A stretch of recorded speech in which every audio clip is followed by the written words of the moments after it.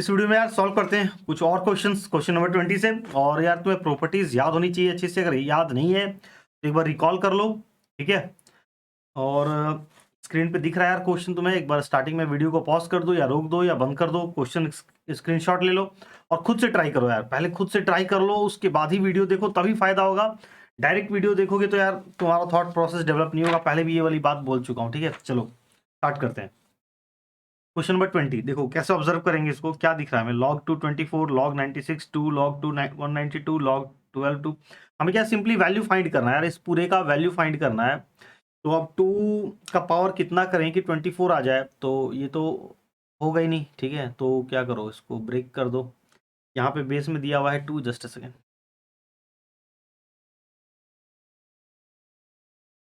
यहाँ पे बेस में है 2, यहाँ पे बेस में है 96, लेकिन यहाँ पे भी इसका भी बेस 2 बना सकते हैं क्योंकि यहाँ पे 2 दिया हुआ। अगर हम डिनोमिनेटर का रेसिप्रोकल कर दें, इसका भी बेस 2 हो जाएगा। यहाँ पे तो बेस ऑलरेडी 2 है और यहाँ पे दिया हुआ है बेस 12। अगर इसका भी रेसिप्रोकल कर दे तो ये 2 यहाँ आ जाएगा। इस मतलब सब जगह हम बेस 2 बना सकते हैं। ठीक है, तो पहले तो ये काम कर लो।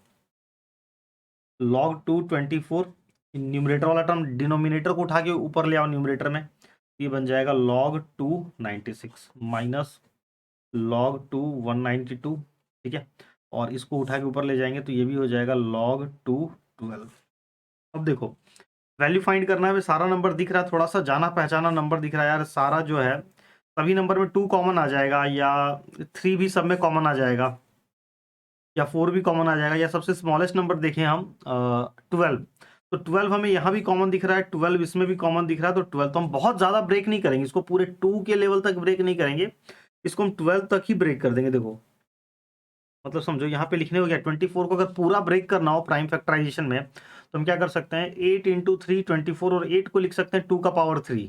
ठीक है, 2 का पावर 3 इंटू 3, लेकिन हमें उतना जरूरत नहीं है यार, क्योंकि 12 इसमें भी दिख रहा है मेरे को, 12 इसमें भी दिख रहा है, 12 इसमें भी दिख रहा है, 12 यहाँ पे है।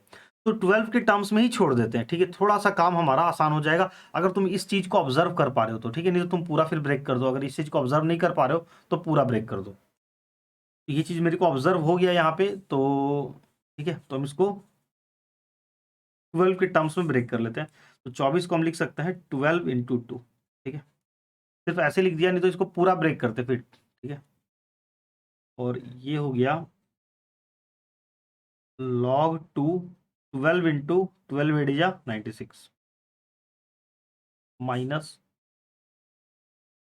log 2 192 क्या हो जाएगा 12, अगर इसमें से हम निकाल दें तो 12 इंटू 10 120 और 72, यानी 12 इंटू 16।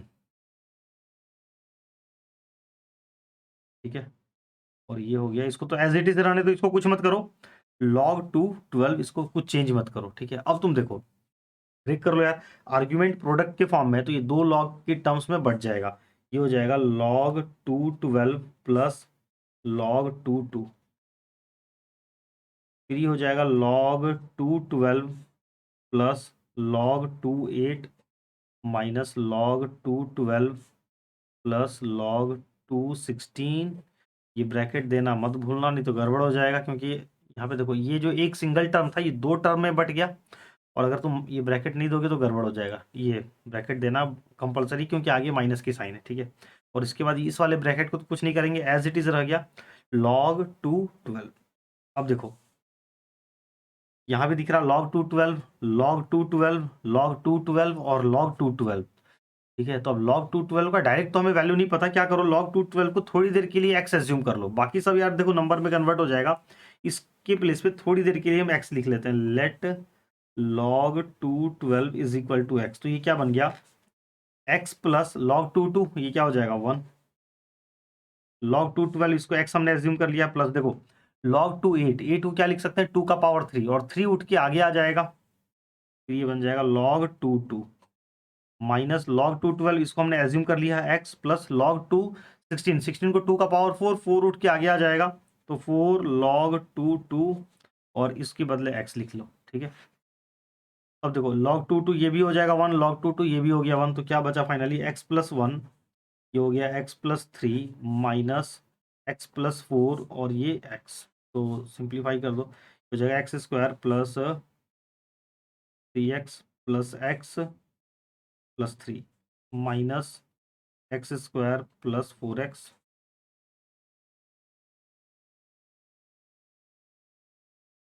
ये तो पूरा ही कैंसिल हो गया यार, एक्स स्क्वायर कैंसिल, 4x तो सिर्फ 3 आ गया। ठीक है, तो हमने इसको देखो क्या हुआ, क्या log 2 12 को एज्यूम किया x, ठीक है, और log 2 12 का सारा टर्म कट के ही खत्म हो गया, मतलब x था, log 2 12 कौन था x, और x पूरा बचा ही नहीं, मतलब log 2 12 वाला पूरा टर्म कट के खत्म हो गया, सिर्फ 3 बच गया। ठीक है, तो अगर हम इसको एज्यूम x नहीं भी करते तो भी ऐसे log 2 12 इंटू log 2 12 का होल स्क्वायर वही चीज होता। ठीक है, x लिख लेने से थोड़ा सा सिंपल हो गया, कैलकुलेशन नीट एंड क्लीन हो गया, तो अल्टीमेटली इसका आंसर आ जाएगा 3। ठीक है, log 2 12 पूरा ही खत्म हो गया।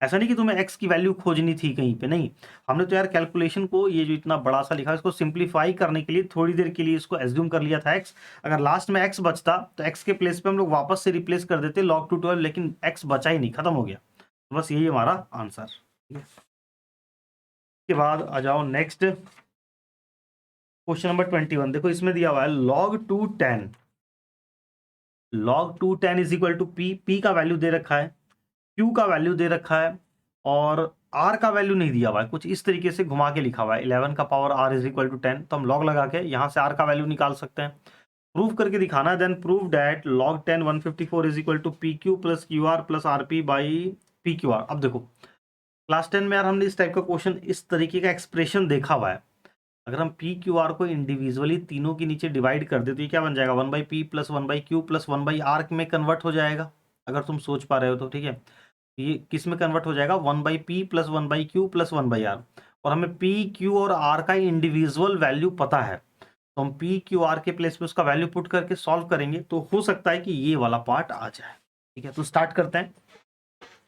तो अब पहले p, तो सॉल्यूशन, p का वैल्यू हमें दिया हुआ है log 2 10। ठीक है, q का वैल्यू देखो ठीक से नहीं दिया हुआ है, q का वैल्यू न्यूमरेटर अपॉन डिनोमिनेटर के फ्रैक्शन के फॉर्म में दो लॉग का टर्म है और दोनों का बेस सेम है, तो इसको हम कंबाइन कर सकते हैं, इसको हम ऐसे लिख सकते हैं q is equal to log, ये जो कॉमन बेस है इसको उड़ा दो, और ये जो डिनोमिनेटर में आर्ग्यूमेंट है ये बन जाएगा न्यू लॉग का बेस, तो ये हो गया log 7 10।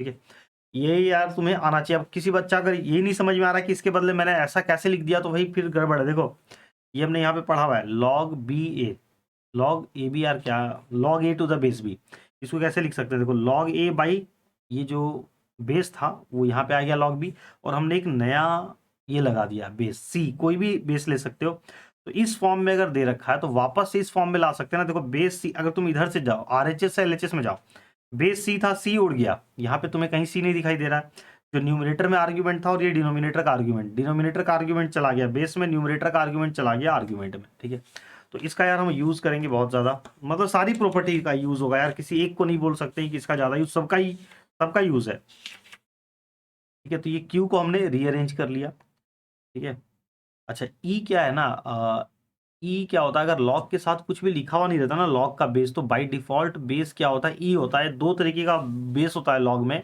एक होता है 10 और डिफॉल्ट बेस। ठीक है, बेस तो कुछ भी ले सकते हैं, लेकिन बाय डिफॉल्ट दो तरीके का बेस होता है, एक ई होता है और एक 10 होता है।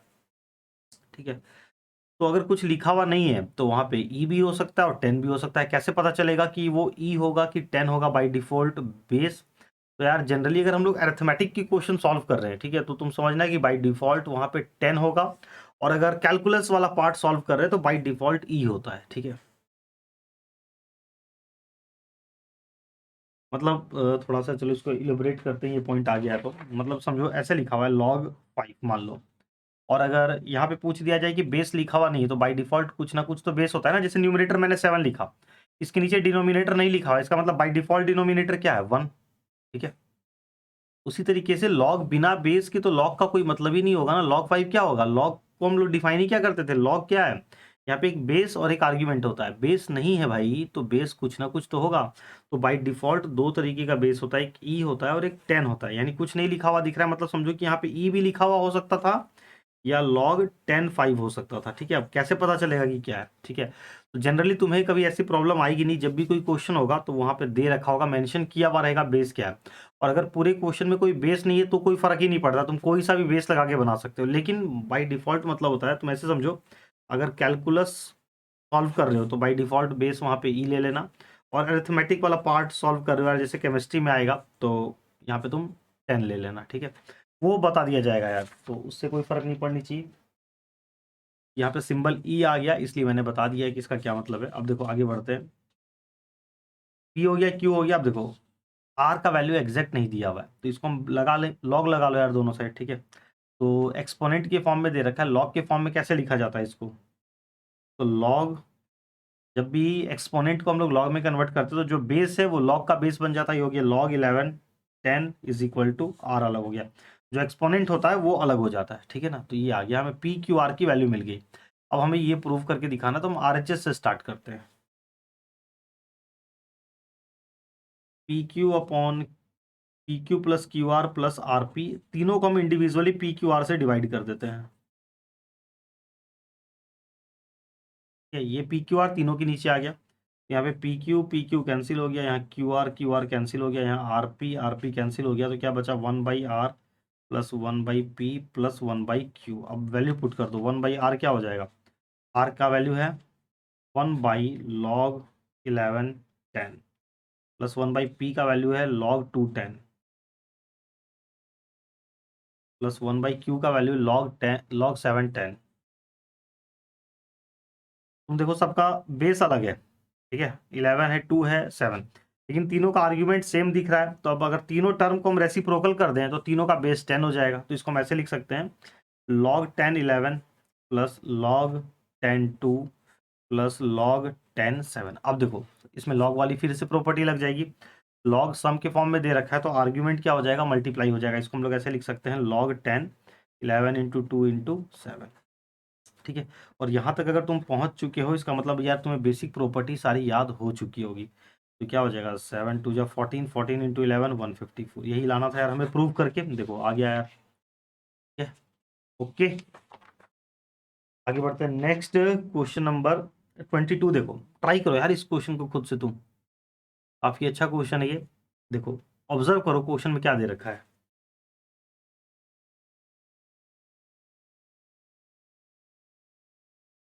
देखो एक ये है log n n, ठीक है। दोनों आर्ग्यूमेंट सेम है, यहाँ भी आर्ग्यूमेंट n है, यहाँ भी आर्ग्यूमेंट, यानी पूरे में आर्ग्यूमेंट सेम दे रखा है। इन दोनों का बेस अलग अलग है, इन दोनों में बेस अलग अलग है, यहाँ भी बेस अलग अलग है। तो हम क्या कर सकते हैं? पूरे को अगर हम एक साथ देखें तो पूरे में ना तो कुछ कॉमन निकल रहा है, और अगर आप पूरे को एक साथ देखें तो यहाँ पे भी इंडिविजुअली इतने पार्ट में देखें तो कुछ कॉमन नहीं है, ना ही कोई लॉग, दो लॉग का टर्म अगर प्रोडक्ट में लगा हुआ है, लिखा हुआ है, तो कोई फार्मूला नहीं होता है। सम में रहता तो आर्ग्यूमेंट प्रोडक्ट हो जाता, आर्ग्यूमेंट का प्रोडक्ट हो जाता, लेकिन यहाँ तो कुछ नहीं हो रहा है। ज़्यादा से ज़्यादा हम रेसिप्रोकल कर सकते हैं किसी को, तो रेसिप्रोकल किसको करें? या बेस चेंजिंग थ्योरम से हम इसको ऐसे लिख सकते हैं, log n by log a। थोड़ा सा ऐसे तुम हिट एंड ट्रायल करके सोचना होगा कि दो तीन पॉसिबिलिटी है। एक तो है कि तुम पूरे इसको भी रेसिप्रोकल कर दो, इसको भी रेसिप्रोकल कर दो, उससे क्या होगा कि दोनों का बेस सेम बन जाएगा। या log a n है, log a n है, इसको हम ऐसे लिख सकते हैं, log n by log a dot log n by log b, ठीक है, plus log n by log b dot log n by log c plus log n by log c और log n by log a, ठीक है। लेकिन ऐसा करने से होगा क्या? यहाँ तो न्यूमरेटर में log n का होल स्क्वायर हो गया, यहाँ डिनोमिनेटर में log a log b है, यहाँ log b log c। अगर हम पूरे का एलसीएम भी ले लेंगे तो एलसीएम आ जाएगा log a dot log b dot log c। यहाँ पे log a log b है, c log c मिसिंग है, तो इस पूरे पार्ट को log c से मल्टीप्लाई कर देंगे, ये हो जाएगा log n का होल स्क्वायर, ये दोनों, और डॉट एक log c का टर्म आ गया। सिमिलरली यहाँ log n का होल स्क्वायर हो जाएगा, और log b log c, log a वाला टर्म मिसिंग है, तो यहाँ पे log a आ जाएगा, और यहाँ पे log n का होल स्क्वायर हो गया। log c log a है तो log b वाला टर्म आ जाएगा, ठीक है। फिर क्या कर सकते हैं, log n का होल स्क्वायर हम लोग यहाँ पे कॉमन निकाल सकते हैं, तो क्या बन जाएगा? log c plus log a plus log b बन गया। और यहाँ पे कुछ नहीं होगा, ये भी एज इट इज़ रहेगा, कुछ नहीं हो सकता है। ये हो जाएगा log a dot log b dot log c।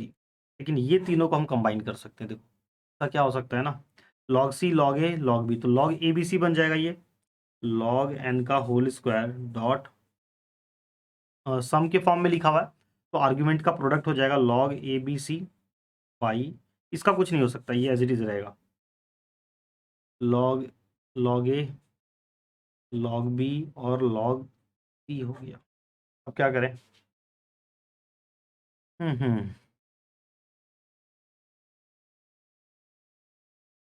Combine कर सकते हैं इसको तीनों को। लॉग एन है, देखो जो प्रूफ करके लाना है हमें, उसमें लॉग एन आर्ग्यूमेंट में है, ठीक है। यहाँ तो हमने इस एन को ही गायब कर दिया पूरा, और ये लॉग ए बी सी आ गया, तो लॉग एन यहाँ पे हमारे पास दो बार लॉग एन का होल स्क्वायर, इसको हम चाहे तो यूज़ कर सकते हैं, लेकिन देखो अगर इसको हम इस तरीके से करते तो ज़्यादा बेटर होता हमारे लिए, ठीक है। देखो इंडिविजुअली हम अगर रेसिप्रोकल कर लेते हैं इसको, देखो अगर एक तरीका ये वैसे ही बन जाएगा, थोड़ा सा आगे और एक दो स्टेप करना होगा, लेकिन अगर हम ऐसे करते इसको, log N A dot log N B, इससे फ़ायदा देखो क्या हो जाएगा, 1 upon log N B dot log N C plus 1 upon log N C dot log N A. देखो अब अगर हम यहाँ पे एलसीएम लेते हैं तो अब क्या होगा, देखो पूरे का बेस, सब जितना भी यहाँ पे टर्म है सबका बेस क्या है, एन, सबका बेस सेम है। और अगर हम पूरे का एलसीएम ले लें तो पूरे का एलसीएम क्या आ जाएगा, log N A dot log N B dot log N C, ठीक है। यहाँ पे लॉग ए लॉग बी वाला टर्म है, लॉग सी मिसिंग है, तो इसको लॉग सी से मल्टीप्लाई कर देंगे, ये हो जाएगा लॉग एन सी। यहाँ पे लॉग बी लॉग सी वाला टर्म है, लॉग ए मिसिंग है, तो 1 मल्टीप्लाई हो जाएगा लॉग एन ए से। और यहाँ पे लॉग सी लॉग ए वाला टर्म है, तो लॉग बी से मल्टीप्लाई हो जाएगा लॉग एन बी। अब तुम देखो न्यूमरेटर में तीन टर्म, तीनों सम के फॉर्म में लिखा हुआ है, ठीक है। तो यहाँ पे आर्ग्यूमेंट मल्टीप्लाई करके लिख सकते हैं हम लोग, इसको लिख सकते हैं log N C into A into B, ये बन गया ए बी सी। और डिनोमिनेटर में log N A dot log N B dot log N C. बस जो प्रूफ करना था आ गया यार, देखो प्रूफ करके लाना है क्या, log N log N log N, ये वाला तीनों टर्म ऊपर में है ए बी सी। तो अब अगर हम फिर से यहाँ पे रेसिप्रोकल कर दें, इस पूरे पार्ट को उठा के नीचे ले आए, इस पूरे पार्ट को उठा के ऊपर ले जाएंगे, तो ये क्या बन जाएगा, देखो ये ऊपर चला जाएगा, ये क्या बनेगा, log N A dot log N B dot log N C. और ये पूरा पार्ट आ गया नीचे डिनोमिनेटर में, तो ये बन जाएगा लॉग ए बी सी, जो यहाँ आर्ग्यूमेंट है वो बेस बन गया, हेंस प्रूव्ड, ठीक है। तो ये तरीका देखो एकदम ज़्यादा सिंपल है। तो ये चीज़ तुम्हें कैसे आएगी यार, प्रैक्टिस करने चाहिए, इसका और कोई सॉल्यूशन नहीं है, ठीक है। और तुम एक दो बार ट्राई करोगे, जब तक तुम यार अपना हाथ पैर इसमें नहीं चलाओगे तो वो चीज़ इतना ईजी नहीं है कि एक बार में तुम्हारा थॉट प्रोसेस डेवलप करने में यार थोड़ा टाइम लगेगा। के बाद देखो नेक्स्ट क्वेश्चन नंबर 23 यार, ये तो एकदम हलवा क्वेश्चन, एकदम बहुत बेसिक लेवल है। अगर तुम्हें प्रॉपर्टीज ठीक से याद है तो तुम तो इसको एक लाइन में ही सॉल्व कर दोगे। देखो लॉग 4 यहाँ भी दिख रहा है, यहाँ 4 आर्ग्यूमेंट में, यहाँ 4 बेस में है, यहाँ 5 आर्ग्यूमेंट में है, यहाँ 5 बेस में, यहाँ 6 आर्ग्यूमेंट में है, 6 बेस में, 7 आर्ग्यूमेंट में, 7 बेस में। ये 4 4 5 5 6 6 7 7 8 8 ऐसे कैंसिल हो जाएगा, सिर्फ लॉग 3 9 बचेगा। इसको हम लोग डायरेक्ट लिख सकते हैं, लॉग का मतलब हो गया लॉग 3 9, बस ये इसका आंसर। और लॉग 3 9 को लिख सकते हैं 3 का स्क्वायर, ये 2 उठ के आगे आ जाएगा, तो 2 लॉग 3 3, और लॉग 3 3 का वैल्यू 1, तो फाइनल आंसर हमारा 2, ठीक है। लेकिन तुम ऐसे नहीं करना, अभी स्टार्टिंग है तो तुम थोड़ा सा इसको देखो ऐसे कर लो, इस पूरे को चेंज कर दो। हम लोग लिख सकते हैं log 4 बाई log 3, ऐसे लिख सकते हैं। कोई कॉमन बेस लिखने की जरूरत नहीं है, वैसे ही सारा कट के खत्म हो जाएगा, ठीक है। Into log 5 by log 4 into log 6 by log 5 into log 7 by log 6 into log 8 by log 7 into log 9 by log 8। Individually सबको हमने ब्रेक कर दिया हर एक टर्म को। इससे क्या हो गया, ये log 4 cancel, log 5 cancel, log 6 cancel, ये भी कैंसिल और ये भी कैंसिल, तो क्या बच गया फाइनली, log 9 बाई log 3। तो क्या लिख सकते हैं log 9 को, अब दोनों को तुम कंबाइन कर सकते हो, क्या हो जाएगा, दोनों में कोई भी जो भी कॉमन बेस है, न्यूमरेटर डिनोमिनेटर में जब भी log का 2 टर्म लिखा रहे तो इसको हम ऐसे लिख सकते हैं, जो डिनोमिनेटर वाले log का जो आर्ग्यूमेंट है उसको बना दो बेस, तो ये बन जाएगा log 3 9। और इसके बाद 9 को लिख सकते हैं log 3 का स्क्वायर, ये 2 उठ के आगे आ जाएगा, 2 log 3 तो log 3 हो गया 1, तो फाइनल आंसर 2। ओके है, सिंपल था यार, काफी सिंपल क्वेश्चन था ये वाला क्वेश्चन 23। इसके बाद देखो 24।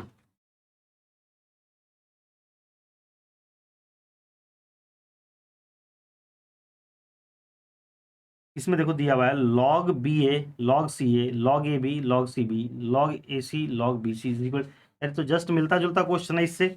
वही जो हमने क्वेश्चन नंबर 22 में सॉल्व किया, ये उसी से मिलता जुलता क्वेश्चन। तुम देखो तो जरा ऑब्जर्व करो दोनों में क्या डिफरेंस है।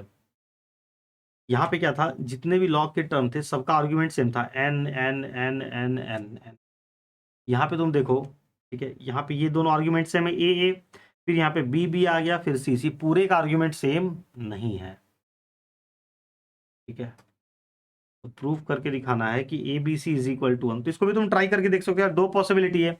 एक तो इसको इंडिविजुअली तुम ऐसे लिख सकते हो log A by log B, एक तो ये तरीका हो गया। और अगर रेसिप्रोकल कर दोगे तो ये 1 बाई log AB बन जाएगा, ये बेस और आर्ग्यूमेंट चेंज हो जाएगा। तो अब कौन सा तरीका ज़्यादा बेटर काम करेगा वो तुम्हें करके देखना पड़ेगा कि किससे करना ज़्यादा ठीक रहेगा, कि इस तरीके से ब्रेक करें log A by log B, ये कि या फिर 1 बाई log AB कर लें। ठीक है, तो एक बार तुम्हें करके देखना होगा। मान लो हम यहाँ पे करते हैं, चलो इसको रेसिप्रोकल कर लेते हैं हर एक टर्म को। चाहे अगर ये देखो यहाँ पे ये दोनों पार्ट सेम है, तो log A का होल स्क्वायर बन जाएगा। अगर हम ऐसे लिख लेते हैं इसको, log A by log B into log A by log C। ठीक है, फिर ये हो गया log B by log A into log B by log C लिख सकते हैं इसको, और इसको लिख सकते हैं, प्लस है बीच में, log C by log A into log C by log B, और इज इक्वल टू 3 है यार, यहाँ पे इज इक्वल टू 3। ठीक, अब देखो न्यूमरेटर में क्या हुआ, log A का होल स्क्वायर बन गया ये, तो log A का whole square upon log B into log C plus log B का whole square upon log A into log C plus log C का whole square upon log A into log B is equal to 3।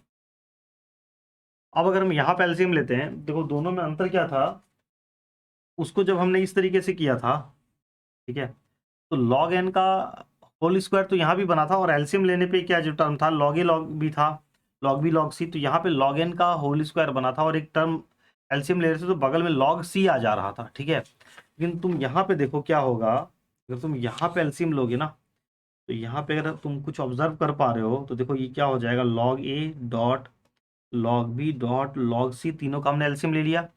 यहाँ पे देखो log b और log c वाला term है, log a is missing, तो numerator को log a से मल्टीप्लाई कर देंगे, और न्यूमरेटर में पहले से log a का होल स्क्वायर है, और log a से मल्टीप्लाई करोगे तो ये क्या बन जाएगा, log a का होल क्यूब बन गया। यहाँ पे log a और log c वाला टर्म है, log b इज मिसिंग, तो न्यूमरेटर को log b से मल्टीप्लाई कर देंगे, पहले से ही होल स्क्वायर है, ये log b का होल क्यूब बन जाएगा। सिमिलरली ये log c का होल क्यूब बन जाएगा, इज इक्वल टू 3 हो गया। अब अगर क्रॉस मल्टीप्लाई कर दो, log a का whole cube plus log b का whole cube plus log c का whole cube is equal to 3 times log a into log b into log c। अब अगर तुमने जूनियर क्लासेस में, अगेन तुमने जूनियर क्लासेस में algebra ठीक से पढ़ा हुआ है, तो तुम्हारे दिमाग में घंटी बजेगी, यार कुछ ये जाना पहचाना लग रहा है, A cube plus B cube plus C cube कुछ फॉर्मूला होता था क्या? याद करो, जूनियर क्लासेस में जाओ फिर से, जूनियर क्लासेस तुम्हारा पीछा नहीं छोड़ेगा बाबू। इस फॉर्मूले को याद करो, अगर याद है तो, A cube plus B cube plus C cube minus 3abc, ये क्या होता था, इज इक्वल टू, हम लोग लिखते थे ना A plus B plus C, और फिर A square plus B square plus C square minus A B minus B C minus C A. ठीक है, ये फॉर्मूला होता था। और अगर if A plus B plus C का वैल्यू अगर जीरो हो जाता था, if A plus B plus C का वैल्यू अगर जीरो हो जाए, तो यहाँ पे अगर हम लोग जीरो पुट कर देंगे तो क्या होगा, A cube plus B cube plus C cube minus 3abc is equal to 0 into ये पूरा ब्रैकेट, ये पूरे का वैल्यू क्या हो जाएगा, A cube plus B cube plus C cube is equal to 3abc बन जाएगा। 0 इंटू 0 0, ये 3abc उठ के उधर चला गया। यानी अगर a plus B plus C का वैल्यू 0 होता था इस फॉर्मूले में, तो A cube plus B cube plus C cube किसके बराबर हो जाता था? 3abc के बराबर। तो यहाँ से उल्टा कंक्लूजन क्या निकल रहा है कि कहीं भी अगर ऐसा दिया हुआ है ए क्यूब, तीन अलग अलग टर्म है, तीनों का क्यूब करने पे क्या आता है? 3 तीनों टर्म का प्रोडक्ट। अगर ऐसा आ जाए तो इससे क्या कंक्लूजन निकलता है? इफ ऐसा होगा तो ऐसा होगा। तो उल्टा हम इसको लिख सकते हैं कि इफ अगर ऐसा हो A cube plus B cube plus C cube is equal to, कभी भी ऐसा हो जाए if A cube plus B cube plus C cube is equal to 3abc, then हम कंक्लूजन निकाल सकते हैं। देन इससे ये कंक्लूजन निकला कि A plus B plus C is equal to 0। Individually तीनों टर्म का सम करने पे 0 आ रहा होगा। ठीक है, तो यही फॉर्मूला है। तो यहाँ पे हमने क्या नोट किया कि 3 टर्म है, तीनों टर्म का क्यूब करने पे किसके बराबर आ जा रहा है? 3abc। A cube plus B cube plus C cube is equal to 3abc। तो इससे क्या कंक्लूजन निकला? Here X cube plus Y cube plus Z cube is equal to 3xyz। If formula लिख दो, if X cube plus Y cube plus Z cube is equal to 3xyz, then X plus Y plus Z is equal to 0 हो जाता है। ठीक है, तो क्या हो जाएगा यहाँ पे एक्स वाई और ये है जेड, तो log A plus log B plus log C is equal to 0 हो जाएगा। लॉग का 3 टर्म सम के फॉर्म में लिखा हुआ है तो आर्ग्यूमेंट का मल्टीप्लाई हो जाएगा, log A B C is equal to 0। अब फिर से सोचो, log A B C is equal to 0, log का वैल्यू 0 कब होता है? लॉग 1 इज इक्वल टू होता है 0। अगर तुम भूल गए हो तो याद कर लो, log 1 is equal to 0 base कुछ भी हो। तो लॉग 1 अगर 0 है और यहाँ पे लॉग 0 लिखा हुआ है, इसका मतलब इस पूरे का वैल्यू क्या होगा? 1। Hence A B C is equal to 1। और यही फाइंड करना था यार हमें, कि प्रूव करके दिखाना था 24 नंबर में कि ए बी सी का वैल्यू 1 होगा। तो ये आ गया ए बी सी का वैल्यू। ठीक है, आई होप समझ में आ गया होगा यार। नहीं आया तो एक बार तुम पीछे करके देखना वीडियो फिर से आराम आराम से। ठीक है, और समझ में आ जाए तो यार कमेंट करके बता देना भाई कि समझ में आ गया है सर। आगे देखो क्वेश्चन नंबर 25, एक दो क्वेश्चन और सॉल्व करते हैं इस वीडियो में। तो क्वेश्चन नंबर 25 देखो, ट्राई करो यार पहले खुद से बनाने का यार। जो भी देखो आगे का तुम यहाँ स्क्रीनशॉट लो, वीडियो रोको, वीडियो बंद करो और खुद से ट्राई करो। Log A 3 is equal to 2, log B 8 is equal to 3, ये दिया हुआ है, हमें लॉग ए बी निकालना है। तो अगर हमें ए का वैल्यू पता चल जाए, बी का वैल्यू पता चल जाए, यहाँ से हम ए बी का वैल्यू फाइंड करके यहाँ पुट कर देंगे तो काम हो जाएगा। और दिख रहा है हमें कि ए का वैल्यू और बी का वैल्यू हम इजिली फाइंड कर सकते हैं। देखो ये दिया हुआ है, log A 3 is equal to 2, log को हटा लो, ए का वैल्यू मिल जाएगा। लॉग कैसे हटता है? ए का power 2 is equal to 3, A का पावर 2 इज इक्वल टू 3, तो स्क्वायर हटेगा रूट लग जाएगा, तो A is equal to under root 3, A का वैल्यू मिल गया। और log b 8 is equal to 3, तो b का पावर 3 इज इक्वल टू 8, तो 8 को हम लोग लिख सकते हैं b का पावर 3 इज इक्वल टू 2 का पावर 3, दोनों तरफ पावर सेम है तो बेस को इक्वेट कर दो तो b का वैल्यू हो जाएगा 2। तो हमें a और b का वैल्यू मिल गया। तो log ए बी जो हमें फाइंड करना था, log ए बी क्या होगा? log A B is equal to log a के प्लेस पे a का वैल्यू पुट कर दो अंडर रूट 3 और b के प्लेस पे b, तो ये हमारा आंसर आ गया। अब अगर ऑब्जेक्टिव में ये क्वेश्चन दे रखा होता, मान लो कि लॉग ए बी का हमें 4 ऑप्शन दे रखा है, 4 ऑप्शन में से टिक करना होता और ये कहीं मैच ही नहीं करता, तो क्या कर सकते थे? देखो, तो एक पॉसिबिलिटी हो सकता है कि तुम दोनों का स्क्वायर कर दो, दोनों का क्यूब कर दो, दोनों का पावर 4 कर दो। ठीक है, वैलिडेट कर सकते हैं। क्यों कर सकते हैं? देखो अगर हम इसको आगे और सॉल्व करना चाहें तो क्या लिख सकते हैं? लॉग रूट 3 2 है, मैंने यहाँ पे लगा दिया 2/2। ठीक है, अपने से लगा सकते हैं 2/2 का मतलब क्या हो गया 1। ये वाला जो 2 है वो इस 2 के ऊपर पावर में चला जाएगा और ये वाला जो 2 है वो इस रूट 3 के पावर में चला जाएगा। तो ये क्या बन जाएगा? लॉग रूट 3 का पावर 2 और ये 2 का भी पावर हो गया 2। तो लॉग रूट 3 का स्क्वायर क्या हो जाएगा? 3 और 2 का स्क्वायर 4, तो इसका आंसर लॉग 3/4 भी, लॉग 3 4 भी हो सकता है। अगर दोनों जगह हम 3 लगा देते, दोनों जगह 4 लगा देते तो कुछ और भी आंसर आ सकता था। तो ऑब्जेक्टिव में आंसर मैच करवाने के लिए तुम ऐसे करके देख सकते हो कि क्या हो रहा है। ठीक है ना, तुम बेस पे और आर्ग्यूमेंट पे दोनों पे सेम पावर लगा सकते हो। ठीक, 25 नंबर हो गया। एक और क्वेश्चन कर लेते हैं यार, इस क्वेश्चन में 26 चाहे, चलो इसको ब्रेक कर देते हैं इस वीडियो। क्वेश्चन नंबर 26 यार नेक्स्ट वीडियो में करते हैं। ठीक है, चलो बाय बाय।